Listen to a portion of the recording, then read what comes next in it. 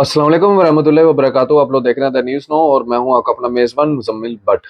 नाज़रीन इकराम, इस morning update में आपका बहुत बहुत स्वागत है। और इस मॉर्निंग अपडेट के अंदर हम आपको सियासी हलचल और साथ ही साथ जम्मू कश्मीर के अंदर जो गतिविधियां चल रही हैं उसके बारे में रोजाना अवगत करवाते हैं। तो आज भी हम आपको कुछ ऐसी खबरों से अवगत करवाएंगे जो शायद ही आपने जो है वो कहीं पे आपने सुनी होगी। और ये एक्सक्लूसिव खबरें सिर्फ और सिर्फ आपको द न्यूज़ नाउ के ऊपर ही जो है वो सुनने को मिलेंगी। तो चलिए, पहली अखबार की सुर्खी क्या है वो आप तक जो है वो पहुंचाने का प्रयास करते हैं, जिसके अंदर इलेक्शन कमीशन जो है वो होम सेक्रेटरी से जो है वो मिला है और होम सेक्रेटरी के साथ उसने मिलना है।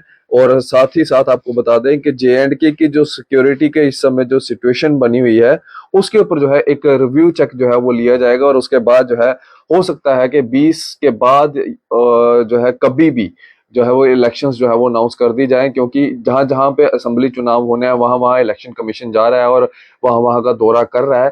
तो वहीं उसी संदर्भ में जो है वो जम्मू कश्मीर में भी आया। जम्मू कश्मीर में भी उन्होंने कई पार्टी के डेलीगेशंस के साथ मिले, कई लोगों के साथ मिले। और उसके बाद कहीं ना कहीं लोग जो पार्टी के डेलीगेशंस जो जितने भी पार्टी के डेलीगेशंस मिले उन्होंने लगभग यही कहा कि जम्मू कश्मीर के अंदर जो है वो चुनाव होने चाहिए। और हाँ, अगर जम्मू कश्मीर के अंदर चुनाव होते हैं तो 10 साल के बाद जो है ये असेंबली के चुनाव जो है वो करवाए जाएंगे। 2014 में असेंबली के चुनाव हुए थे, 2024 हो चुका है, 2018 में सरकार टूटी थी, 2019 में 370 और 35 ए को तोड़ा गया था। उसके बाद कोई भी यहाँ पे चुनाव जो है वो नहीं करवाए गए हैं। तो कहीं ना कहीं अब जो सुप्रीम कोर्ट ने जो प्रेशर बना के रखा हुआ है और ये कहा है कि 30 सितंबर से पहले पहले जो है यहाँ पे चुनाव हो जाने चाहिए, यहाँ पे डेमोक्रेसी जो है वो बहाल हो जानी चाहिए। तो लगता है कि उसी संदर्भ में जो सुप्रीम कोर्ट की गाइडलाइंस है उन्हीं गाइडलाइंस को फॉलो करते हुए इलेक्शन कमीशन भी जो है वो वचनबद्ध है और लगता है कि इस बार जो है वो इस असेंबली के चुनाव जो है वो करवा दिए जाएंगे।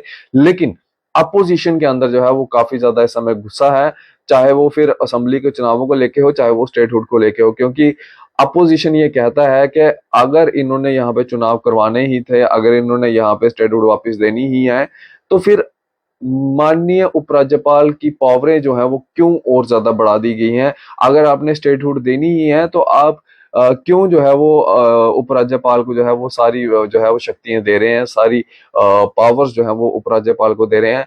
यानी कि उनका कहने का मतलब ये था कि जो एमएलए चुनकर आएगा, लोगों का नुमाइंदा चुनकर आएगा, उसके पास इतनी ताकत भी नहीं होगी, इतनी क्षमता भी नहीं होगी कि वो अपने फंड से जो है वो किसी को पैसा जो है वो डेवलपमेंट के लिए जो है वो दे सकता है। क्योंकि उसके लिए भी उसको पहले जो है वो इजाजत लेने पड़ेगी और उसके बाद ही जो है वो पैसा जो है वो दे सकता है।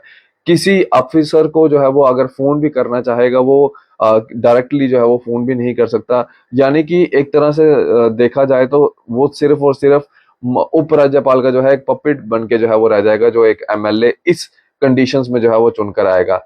बाकी अब देखते हैं कि सरकार ने तो कहा है कि स्टेटहुड जो है वो वापस दी जाएगी, लेकिन देखते हैं कि कब तक जो है वो स्टेटहुड जो है वो वापस मिलती है और कौन कौन सी पावरें जो है वो एमएलए को जो है वो दी जाएंगी।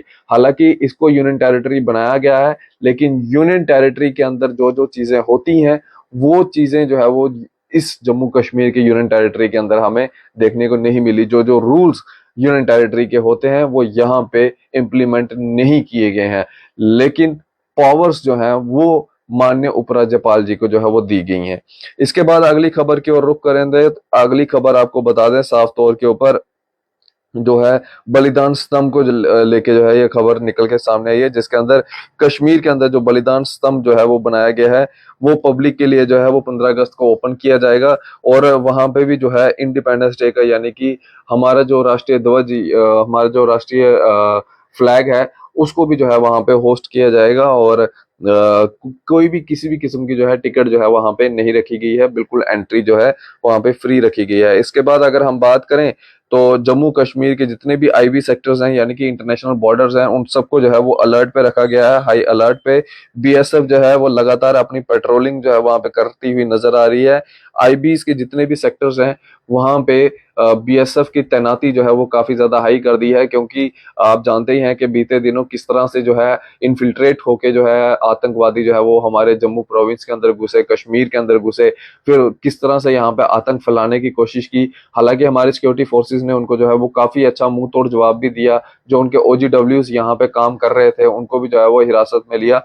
लेकिन तब भी जो है वो IBs के ऊपर जो है अब BSF को जो है वो हाई अलर्ट पे रखा गया है, और ये पेट्रोलिंग जो है वो काफी ज्यादा हाई कर दी गई है। बाकी अपनी राय भी इस वीडियो के कमेंट सेक्शन में जो है वो जरूर रखिएगा। आप इसी तरह से बन रहे द न्यूज़ नाउ के साथ। मुझे दीजिए इजाजत। आदाब, अस्सलाम वालेकुम।